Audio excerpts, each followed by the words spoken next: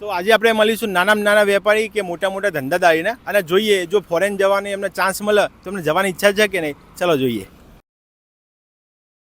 Okay, તો અત્યારે આપણે આવ્યા છે એવરી ડોગ પેટ શોપમાં. તો મળીએ ડાયરેક્ટ ઓનરના. શું નામ છે તમારું? કુલદીપસિંહ. તો હવે આપણે છીએ ઉમા ઝેરોક્સમાં. તો મળીએ ઓનરના. શું નામ છે તમારું? દત્ત પટેલ. તો અત્યારે આપણે છીએ પાણીપુર લારીમાં. તો પૂછીએ શું નામ છે તમારું? અરુણભાઈ પ્રજાપતિ. અરુણભાઈ નામ છે. ઓકે, તો કુલદીપભાઈને મળીએ છીએ.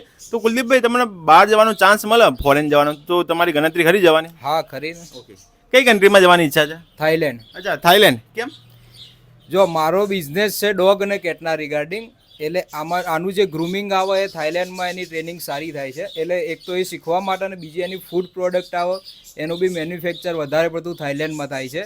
એટલે બસ એના એક્સપિરિયન્સ માટે. ઓકે, દત્તભાઈને મળીએ છીએ. તો દત્તભાઈ, તમારે બહાર જવાનો ચાન્સ મળે તો કઈ કન્ટ્રીમાં જવાની ઈચ્છા છે?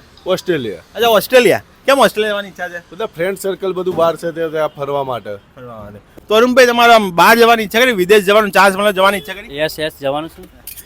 કઈ કન્ટ્રીમાં જવાની ઈચ્છા છે? તો અમેરિકા જવાની ઈચ્છા છે. અમેરિકા જવાની ઈચ્છા છે. અમેરિકા જવાની ઈચ્છા? ફરતા આવીએ, જો મોત લેતા આવીએ, બીજું હો.